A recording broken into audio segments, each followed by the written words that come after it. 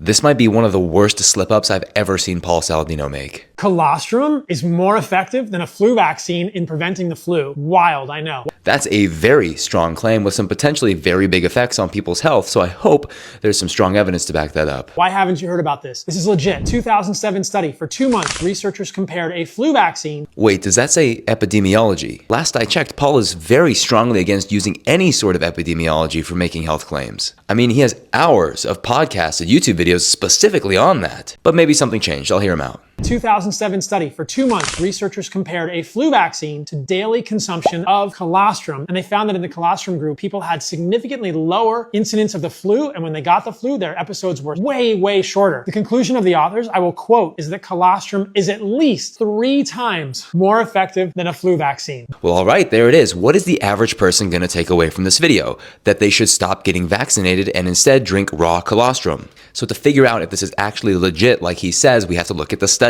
So firstly, colostrum is the first expressed milk from a mammal after they have their offspring. And it is full of antibodies and immune proteins because it's important to instill a good immune system in the babies. Now, with that out of the way, if you want to say that something causes something else, you need a randomized controlled trial, which this study was not. So already you can't say that the colostrum prevented getting the flu. Now next, if you want to see if people actually got the flu, you would think you would test for the flu virus, right? Well, they didn't. So the flu episodes in the study were just when people would respond to questionnaires and said they had symptoms. But what's important to note is that symptoms from several different viruses and bacterial infections are the same. It's hard to differentiate between them. So for example, a participant could have said they had malaise, a headache, and a sniffly nose, and that would have been marked as having a flu, whether or not they had the influenza virus. This must be accounted for because you are comparing something to a vaccine which treats only a specific virus. So the study wasn't equipped to say that colostrum caused anything, and it didn't even test for the flu. So for Paul to take this type of research, which he has previously said to discredit and completely ignore, and use that to go against getting vaccines,